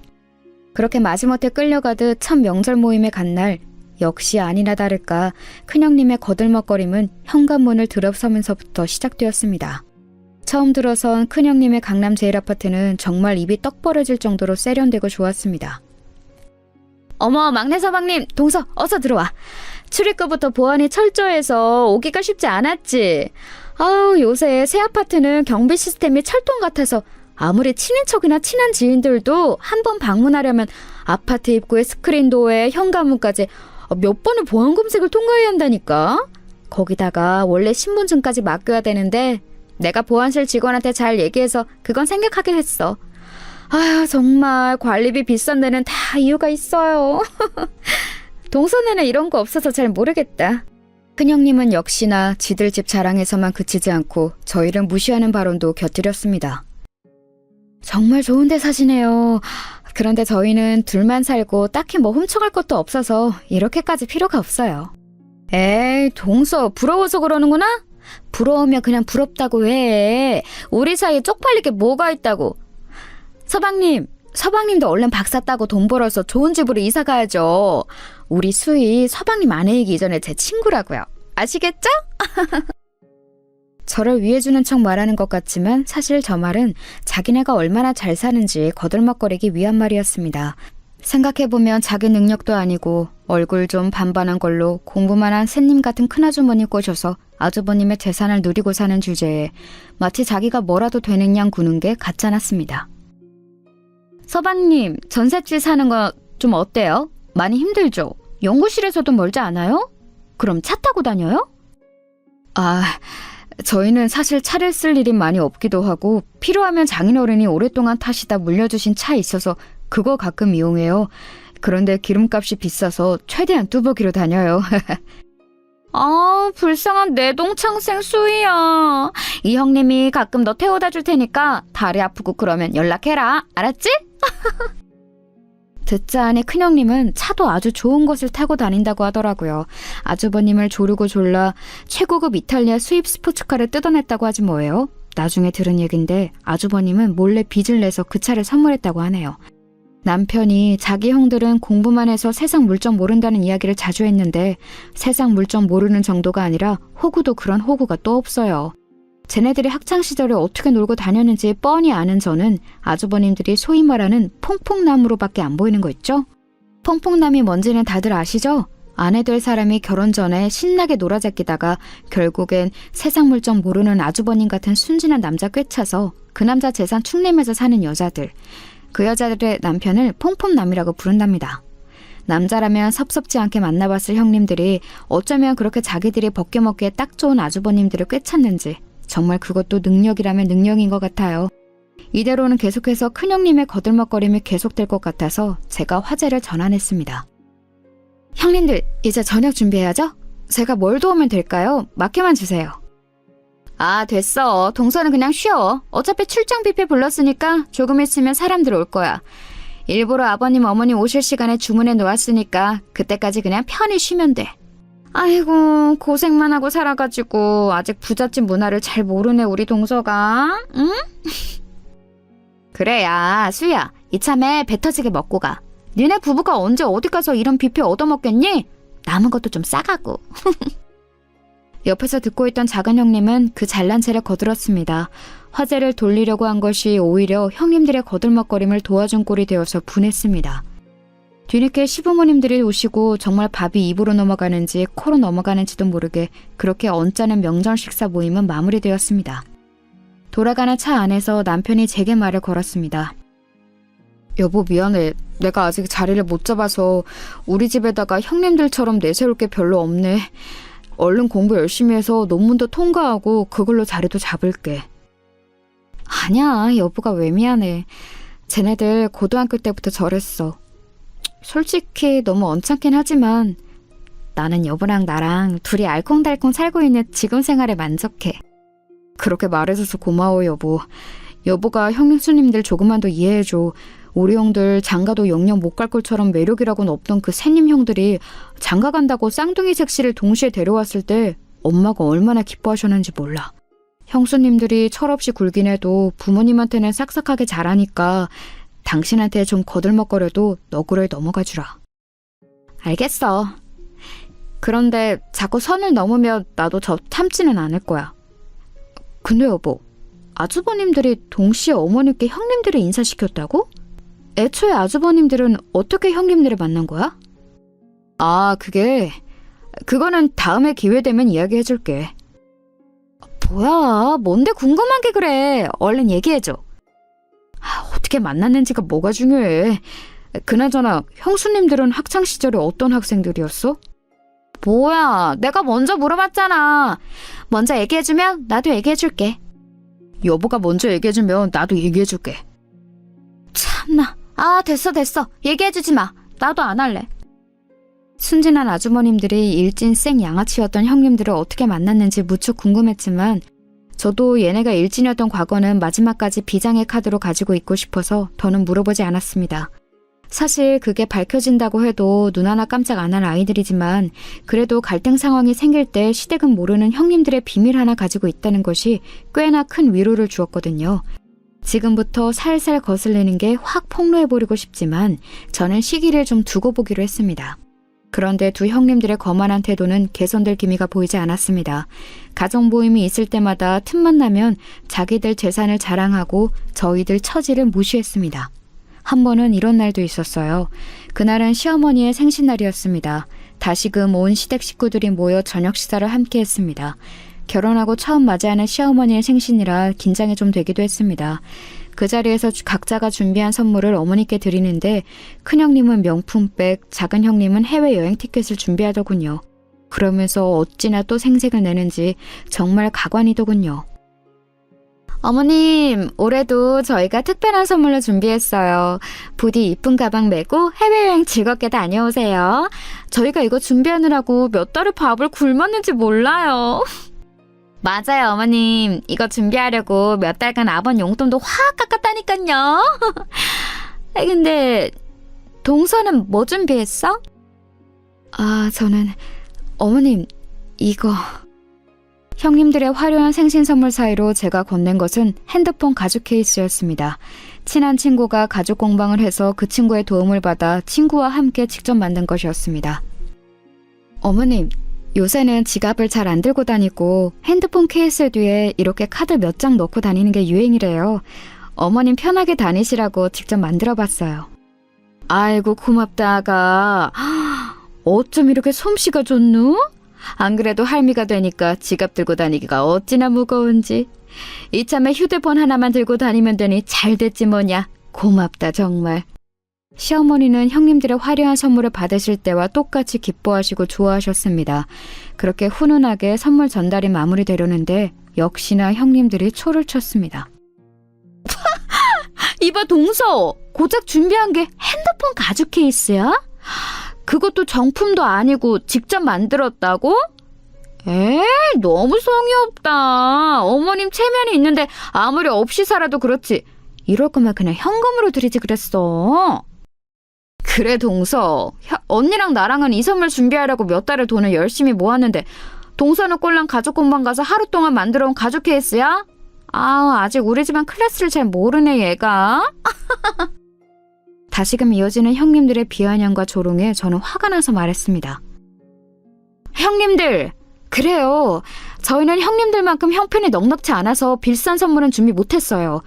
그래도 이 케이스 가죽 공방 15년 넘게 운영해온 친구 도움받아서 한 달 넘게 제작한 거예요. 가죽도 이태리 명품 브랜드에서 쓰는 가죽보다 훨씬 좋고 튼튼한 가죽이에요. 모르긴 몰라도 큰형님이 드는 그 명품 가방 가죽보다도 훨씬 품질이 좋을걸요? 어머? 동서 자격지심이 심하네. 아무리 그래도 어따 대고 이 샤넬이랑 그 근본도 모르는 가죽이랑 비교를 해. 비교할 걸 비교해야지. 그러지 말고 다음부터는 우리랑 상의해서 같이 준비해. 동선에 없이 사는 거 우리가 잘하니까 무리하게 뜯어먹지는 않을게. 아이고 그만들 해라. 나한테는 너희가 준 선물 하나하나가 다 고맙고 소중하다. 막내 아가도 얼마나 열심히 이걸 만들었겠니. 이 시간 이후부터는 선물 가지고 입도 뻥긋하지 말거라. 끝까지 비아냥거리는 형님들에게 더 맞부질 놓아 쏘아붙이려는 순간 시어머니가 제지를 하셨습니다. 저는 정말 머리끝까지 화가 치밀어 올랐지만 시어머니가 말리고 나서시니 꾹꾹 눌러 참을 수밖에 없었습니다. 그렇게 추석과 시어머니의 생신으로 이어지는 가족 모임에서 계속해서 형님들의 불쾌한 언행들을 마주해야 하니 스트레스가 이만저만이 아니었습니다. 처음에는 고교 동창생들이 손윗동서인 게 더 나은 건가 싶었지만 겪어보니 그게 아니었습니다. 오히려 이것들은 동창생이라고 저를 더 쉽게 생각하고 더 무시하는 거 아니겠어요? 지금이라도 시부모님과 아주머님들은 몰래 찾아가 형님들이 고등학생 때 얼마나 질이 안 좋은 학생들이었는지 다 폭로하고 싶은 심정이었습니다. 하지만 지금 상황에서 그렇게 한들 믿어주실지도 모르겠고 믿어주신다 해도 괜히 저만 이상한 사람이 될 것 같았습니다. 왜냐하면 형님들은 시부모님을 어떻게 구워 삶았는지 두 사람을 엄청 이뻐하셨거든요. 그런 상황에서 제가 형님들의 흠을 잡는 이야기를 해봤자 제가 형님들을 질투해서 그러는구나 생각하실 게 뻔했거든요. 정말 시원하게 형님들에게 반격을 하고 싶은데 그럴 만한 비장의 카드를 가지고 있음에도 쓸 수 없는 상황이 너무 답답했습니다. 그렇게 형님들만 생각하며 분통 터지는 나날들이 이어지고 있었습니다. 하지만 언제나 세상은 저에게 끊임없이 억울한 일만 선사하다가도 가끔 한 번씩 제게 유리한 상황을 열어주기도 하죠. 제게도 드디어 복수의 기회가 다가왔습니다. 그날은 해가 바뀌고 설날이 다가오던 때였습니다. 이번에도 역시 어느 집에서 명절 모임을 할지 정하느라 잠시 여자들만 모이게 되었는데 웬일로 시부모님께서는 막내인 저희 집에서 이번 명절을 보내고 싶다고 하시더군요. 저희야 흔쾌히 그러자고 했지만 형님들이 또 딴지를 걸고 넘어졌습니다. 아니 어머님, 거기가 어디라고 멀리 강북까지 가시겠다고 그러세요. 동선에 빼고 저희 다 강남 사는데 와도 동선에가 와야 맞죠. 안 그래 동서? 신혼 초부터 편하게 시집살이를 궁리하는 거야 지금? 아니 무슨 말을 그렇게 심하게 하세요 형님. 제가 먼저 오시라고 했나요? 어머님이 오신다고 했지? 아이고 니들은 붙어있기만 하면 투닥대는구나. 막내 아들 장가 보내고 공부하느라 바쁘다고 제대로 가보지도 못했는데 이번 기회에 다 같이 막내네 집에서 모이면 좋을 것 같아서 한 결정이니 그런 줄 알거라. 네 어머님, 그럼 어쩔 수 없죠. 아휴, 한강 건너 올라간 지가 언제인지. 언니 그만 투덜대고 이번에는 그렇게 하자. 형님들은 저희 집에 오는 것이 무슨 누추하고 더러운 곳에 겨우겨우 오는 것 같은 태도를 보이는데 굉장히 언짢았습니다. 그래서 저는 그동안 쌓여왔던 그들의 업신여김을 완전히 끊어내야겠다고 생각했습니다. 그래서 주소가 어떻게 되는데? 불러봐봐. 저는 마지못해 하는 형님들에게 또박또박 제가 사는 곳의 주소를 불러드렸습니다. 서울시 용산구 항남동 108번지 한남 탑 노블레스 아파트 103동 1501호예요. 어? 내가 지금 잘못 들은 거지? 어디라고? 왜요? 뭐가 잘못됐나요? 한남 탑 노블레스 아파트요. 들어보셨을 거 아니에요. 제가 거기 산다고요. 거짓말 치지 마. 지금 이 형님들 놀려? 시어머니도 계시는 자리에서 이게 뭐 하는 짓이야? 빨리 주소 제대로 안 불러? 못 믿으시겠으면 직접 와보시던가요. 왜요? 저는 이 아파트 살면 안 돼요? 안 되고 말고 거기는 100억이 넘는 아파트인데 전세 산다는 사람들이 그 집에 전세로 들어가 있다고? 아이고 지나가던 개가 웃겠다. 동서, 올해한테 자격지심이 있는 거는 알고 있었지만 아무리 그래도 어른들 앞에서 이런 장난은 선 넘었지. 저는 계속해서 못 믿는 형님들에게 제 신분증을 던지면서 얘기했습니다. 형님들 이거 보세요. 여기 주소지 보시라고요. 제가 그동안 어머님 앞이라서 자제해왔는데 오늘 확실하게 짚고 넘어가야겠네요.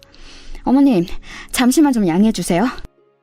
형님들은 제가 집어던진 신분증을 집어들더니 거기에 적힌 제 주소지를 보고선 놀라며 말했습니다. 아니 진짜 탑 노블레스 아파트네? 이게 어떻게 된 거야 동서? 강북에 전세 산다면서? 네 맞아요. 한남동도 강북이죠. 그리고 전세도 맞아요. 전세가가 60억이라서 그렇지. 아, 60억이면 형님들 사시는 그 강남집 매매가보다도 비싸네요. 어떻게 생각하세요? 뭐라고? 아니, 너희가 돈이 어디서 나서 그런 집을... 네, 사실은 이랬습니다. 저희 부부가 사는 집은 위에서 말한 대로 한남동 부촌에 위치한 최고급 아파트입니다. 웬만한 강남보다 전세가며 매매가가 훨씬 비싼 곳이죠. 가난한 박사과정 부부가 어떻게 이런 60억 전세라는 어마어마한 집을 얻을 수 있었느냐고요? 네, 저희가 가난한 것은 맞죠. 하지만 저희 부모님은 아닙니다. 아버지는 오랫동안 대기업의 임원으로 일하셨고 은퇴하신 지금도 강남에 건물을 몇 개 가지고 계세요. 결혼할 때도 저희에게 집 한 채 선물하시겠다고 한 걸 저희가 굳고 사양하자 그러면 아버지 명의로 전세라도 얻어주겠다고 해서 이 집에 이사 오게 된 것입니다. 저희 부부는 처음부터 끝까지 모든 것을 저희 형편에 맞게 저희 돈으로 결혼 생활을 시작하려고 했지만 어렸을 때부터 외동딸인 저를 너무나 이뻐하신 아빠의 간곡한 부탁에 집만이라도 아버지의 바람대로 하자고 남편과 상의해서 결정하게 된 것입니다. 아니 동서, 아니 수희야, 그게 정말이야? 너 고등학교 때도 그런 티 한 번도 안 냈잖아. 그런 거 티내선 뭐하냐? 내가 니네처럼 허영만 가득한 줄 아니? 정말 니네 고등학교 시절 생각만 하면 야야야야 수희야 네가 미안해. 우리가 미안해. 그동안 우리가 아무것도 모르고 너 너무 무시했지. 진짜 미안해. 한 번만 용서해주라. 어? 동서 제가 홧김에 두 형님들의 고등학교 시절을 시어머님 앞에서 폭로하려는 눈치가 보이자 큰형님은 번개처럼 저를 제지하고 나섰습니다. 콧대 높던 그 모습들은 다 어디로 갔는지, 아파트 브랜드 하나로 이렇게 전세가 역전될 수 있는 건지 씁쓸하기도 했습니다. 사실 시어머님은 저희의 이런 상황을 다 알고 계셨는데 허영만 가득한 형님들이 제가 더 잘 사는 것을 알면 주눅들까봐 그동안 일부러 말을 아끼셨어요. 그런 저희를 보다 못한 시어머니가 한 말씀 하셨습니다. 큰아가, 둘째 아가, 내 그동안 너희가 막내 아가 상황을 알고 나면 너희가 괜한 박탈감이 들까봐 얘기하지 않고 있었단다. 사실 나한테는 너희가 가난하건 부하건 다 내 예쁜 며느리들이란다. 그런데 너희들이 막내 사정은 잘 모르는 채 은근슬쩍 무시하는 말들을 할 때마다 마음이 아팠단다. 그렇다고 내 입으로 막내 애들 사정을 밝히기엔 사돈댁에 신뢰가 되는 것 같은 느낌이 들었지 뭐니? 이제 사정을 다 알았으니 부디 사이좋게 지내길 바란다. 게다가 너희들은 고등학교 동창이라면서 이 시애미는 너희들이 사이좋게만 지낸다면 더 바랄 것이 없겠다. 이 시애미 말 잘 알겠지? 사실 시어머니께서 형님들이 저렇게 콧대 높게 시건방지게 굴 때 적극적으로 말리지 않으셨던 게 내심 섭섭할 때도 있었지만 말씀을 듣고 보니 형님들과 저희 부모님까지 배려하시느라 그랬다는 사실에 마음이 풀렸습니다. 그렇게 그날 자리를 마무리하고 설 당일이 되어서 저희 집에 식대 식구들이 다 모인 날 저희 집의 화려한 내부를 보고 부러워하던 형님들의 모습이 잊혀지지가 않습니다. 부럽기는 한데 티는 낼 수 없고 그러자니 배알이 꼴리는 그 표정을 진짜 여러분에게도 보여주고 싶네요. 그런데 형님들은 그런 뒤틀린 마음을 마음속에 꾹꾹 눌러 담을 수 없었는지 또 눈치 없는 말을 내뱉었습니다. 동서는 좋겠다. 부자 부모님 만나서 아직까지도 하고 싶은 공부하면서 이렇게 편하게 호의호식하니까. 그러게, 학교 다닐 때는 커다란 잠자리 안경만 쓰고 공부만 하던 애라서 눈에 띄지도 않았는데 이렇게 부잣집 딸내미인데다가 훈난 남편까지 다 가졌네, 다 가졌어. 서방님은 동서 어디가 그렇게 좋았어요? 솔직히 외모 때문은 아니죠? 자신들이 가진 재산으로는 저를 이길 수 없다는 생각이 들었는지 이제는 외모로 저를 까내리기 시작한 것입니다. 무슨 말씀이세요, 형수님? 저 이 사람 얼굴 보고 결혼한 거예요? 남편의 능청스러운 대답으로 그 상황을 넘어가긴 했지만 저는 기분이 나빴습니다. 그리고 돈으로든 외모로든 어떻게든 저보다 우위를 점하려는 그 태도가 애처롭기까지 했습니다. 근데 암만 좋은 집 살아도 차 없이 뚜벅이로 다니기 힘들겠다. 본인들 명예차는 없다고 했지? 여기 이렇게 언덕진 아파트를 차 없이 어떻게 다녀? 이번에는 자기들 수입차 자랑이 하고 싶었는지 주로 뚜벅이로 다니는 저희 부부를 무시하는 발언을 했습니다. 아이고 그만들 하거라. 너희들은 틈만 나면 이렇게 막내아가 비아냥거리는 거 지치지도 않니? 아니 어머님, 저희는 그게 아니고요. 서방님네가 차 없이 이렇게 높은 언덕에서 왔다 갔다 하기 불편할까봐 그랬죠. 거기까지 듣는데 저는 더 참지 않고 말했습니다. 형님들, 제가 이렇게 좋은 집에서 살고 있는 게 배알이 꼴려도 단단히 꼴리시나 보죠? 제가 그동안 많이 참았는데 이제는 제 외모 비하에 또 차는 왜 걸고 넘어져요? 형님들 저보고 자격지심이라고 했죠? 그 자격지심은 형님들이 부리고 있네요. 진짜 가짜나서 정말. 뭐야? 너 지금 말 다 했어? 이게 어디 손이똥수한테 자격지심이 어쩌고 어째? 나 진짜 어이없어. 여보, 우리 그만 가자. 나 기분 다 잡쳤어. 그래 여보, 우리도 가자. 막내 동서 잘난 척하는 꼬라지 더 이상 못 보겠다. 그러더니 아주머님들을 이끌고 확 나가버리는 게 아니겠어요? 아이고 얘들아, 어디 가니? 얼른 다시 이리 오지 못해? 시어머니가 나서는 그들을 붙잡으려고 하는데도 형님들은 아랑곳하지 않고 자리를 떠버리더라고요. 어머님 냅두세요. 이번 명절은 우리끼리만 조촐하게 지내요. 이 기회에 형님들 저 비아냥거리는 버릇 싹 고쳐줘야겠어요. 아휴, 내가 며느리들 때문에 늙는다 늙어. 그렇게 설 명절은 며느리들의 기싸움으로 살벌하게 끝이 났습니다만 제가 거기서 계속 져주면 저희 부부를 넘어서서 저희 부모님까지 능욕을 할까봐 더 이상 참으면 안 되겠다 싶었습니다. 기회를 봐서 단단히 한번 혼을 내줘야겠다는 생각이 들었습니다. 그리고 그 기회는 그리 오래 지나지 않아서 찾아왔습니다. 해마다 한국은 장마철이 되면 엄청난 비가 쏟아지곤 하잖아요. 이번 여름도 어김없이 물폭탄이 쏟아진 거 다들 기억하고 계시죠? 그런데 강남 고가 아파트의 위상을 자랑하던 형님네 강남 제일 아파트 지하주차장이 죄다 침수가 되었다지 뭐예요? 큰형님이 자랑하던 그 이탈리아 스포츠카요. 당연히 그것도 침수가 되었죠. 큰 아주버님 차는 물론 같은 아파트에 살던 작은 아주버님네 차도 죄다 물에 잠겼대요. 아이고, 이를 어째, 내 자동차! 나중에 전해 듣기로는 큰형님은 그렇게 아주버님을 열심히 졸라서 산 스포츠카가 허무하게 물속에 잠기는 것을 보고서는 떠나가라 오열을 했다고 하네요. 이번 비 피해로 이렇게 재산의 피해를 입으신 분들을 생각하면 이런 마음 품어서 안 되지만 그래도 늘 저희 부부를 비아냥거리던 형님네가 그것도 마지막 남은 자존심이었던 그 이탈리아 수입 스포츠카마저 그렇게 허무하게 물속에 잠기는 것을 보니 통쾌한 마음은 감출 수가 없었습니다. 그렇게 자랑하던 강남 제일 아파트는 지하주차장 전체 침수라는 굴욕을 겪어야 했고 그렇게 콧대 높던 이탈리아 스포츠카는 그 침수 아래에서 허무하게 사라져간 것이지요. 이 아파트의 침수는 세간에서도 큰 화제가 되었고 결국에는 전국의 해당 아파트 브랜드는 정부에서 전수조사를 실시한다는 말까지 돌았습니다. 반면 지대가 높은 곳에 위치한 저희 집은 아무런 피해가 없었어요. 이번 기회에 형님들에게 할 말은 해야겠다는 생각에 형님들을 만나자고 했습니다. 아니, 이번에는 형님들이 아니라 고등학교 동창으로서 만나는 거였어요. 야, 임지훈, 너네 나 좀 보자. 너네 어차피 지금 차도 없어서 뚜벅이로 다녀야지. 내가 차로 데려다 줄 테니까 잔말 말고 나와.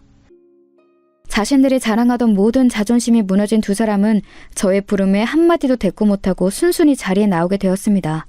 형님들의 아파트 입구에 들어서자 지하주차장 입구는 침수 피해를 복구하기 위해 난리도 아니었습니다. 큰 트럭들이 와서 물을 퍼내는가 하며 그것마저 여의치 않자 많은 인부들이 바가지로 직접 물을 퍼내기도 했습니다. 다행히 지상층까지는 피해가 없었는지 형님들은 집안에서 발만 동동 구르다가 저를 만나러 내려온 것입니다. 제가 거의 도착하자 형님들한테 문자가 왔습니다. 우리 1층 내려왔어. 너 차 번호 뭐야? 1791이야. 그거 보면 바로 타. 여기 복잡하니까 얼른 빠져나가게. 1791? 지금 저 세단에 타고 있는 게 너라고? 그랬습니다. 제가 타고 있는 차, 그러니까 아버지에게 물려받은 이 차는 큰형님의 이탈리아 수입차보다 훨씬 비싼 독일 수입 세단이었습니다. 뭐해? 얼른 안 타고? 형님들은 쭈뼛거리면서 제 차에 올라탔습니다. 재산을 잃은 상심과 그동안 제게 콧대 놓게 굴었던 게 창피했던지 둘은 아무 말이 없었습니다. 그런 그들에게 제가 말했습니다. 니네가 그렇게 자랑하던 강남 아파트가 침수되고 너가 그렇게 자랑하던 스포츠카도 사라지니까 기분이 어때? 야, 너 우리 속 뒤집으러 왔니? 빨리 용건만 말하고 끝내. 우리 다시 빨리 집 가봐야 돼. 왜? 한번 얘기해봐. 니네가 그렇게 무시하던 내가 니네 집보다 좋은 집 살고 차도 이렇게 더 좋은 거 타니까 기분이 어떻냐고. 야, 말은 바로 해. 이게 네 거야? 그 집이 네 거야? 다 니네 아버지가 해주신 거잖아. 그런 니네는 전부 아주버님들이 벌어다 주는 돈으로 호의호식하고 있었던 거 아니야? 그래, 나 일부러 니네 보라고 아버지 타던 좋은 차 끌고 나왔어. 니네 코 납작하게 해주려고. 똑같이 당해보니까 기분이 어때? 야, 그만해. 그래, 네가 이겼다. 네가 이겼어. 야, 지훈아, 얼른 가자. 무슨 말 짓거리나 궁금해서 나와봤더니 우리 조롱하러 왔네. 두 사람은 그들이 제게 그랬던 것처럼 똑같이 대하는 저의 행동을 보자 참을 수 없었는지 차 밖으로 나서려고 했습니다. 야, 기다려. 뭐야, 더 할 말 남았어? 그래, 바보들아. 이 차 너네 빌려주러 온 거야. 그게 무슨 뜬금없는 소리야? 으이구, 이 멍충이들아. 내가 진짜 너네 속 긁으러 왔겠냐? 어차피 남편이랑 나는 차도 잘 안 타고 다니니까 니네 차 보상협의 끝날 때까지 이거 타고 다니라고 내가 특별히 은혜 베푸는 거다. 뭐야, 병 주고 약 줘? 됐어, 이러지 마. 그러지 말고 받아. 지훈이 둘째도 임신했는데 차도 없이 어떻게 다닐라 그래? 지영이 네가 옆에서 데리고 다니면서 잘 돌봐줘. 거기까지 얘기하는데 두 사람의 눈시울이 붉어지기 시작했습니다. 박수희, 너 끝까지 우리 나쁜 사람 만든다? 맞아. 너네 나쁜 거 맞는데 그래도 가족으로서 그리고 동창으로서 선의를 베푸는 거니까 대신에 앞으로 2번 다시는 우리 부부 무시하는 말 하면 안 된다. 알겠지? 알겠어. 그동안 정말 미안했던 수희야. 그런데 갑자기 왜 이렇게 잘해주는 거야? 우리 고등학교 때도 그닥 친하지도 않았잖아. 그건 맞지. 근데 나 어릴 때 니네 보면서 항상 짠했어.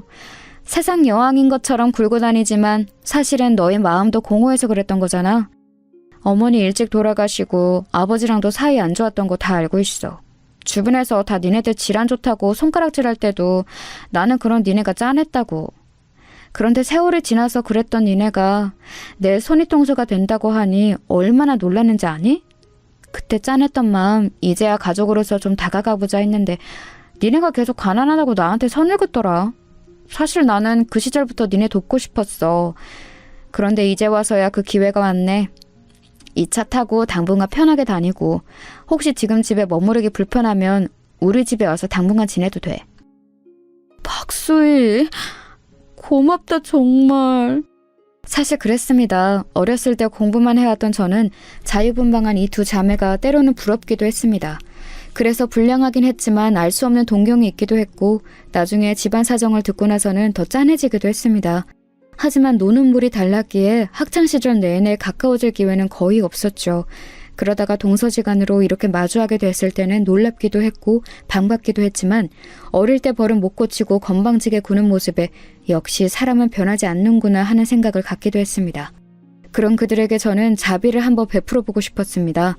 어차피 그들이 그렇게 거들먹거리던 재산도 제 앞에서는 아무것도 아닌 게 됐고 악을 선으로 갚으라는 말도 있잖아요. 솔직히 이번에 차 빌려주는 것은 일종의 테스트였습니다. 이렇게 선의를 베풀었을 때 자격지심으로 저에게 날카롭게 굴면 영영 안 보고 살 생각이었는데 의외로 자기들 잘못을 뉘우치고 눈물을 보이는 모습에 아, 내가 보는 눈이 영 틀리지는 않았구나 하는 생각을 갖게 됐죠. 그날 이후로는 형님들과 무난하게 잘 지내고 있습니다.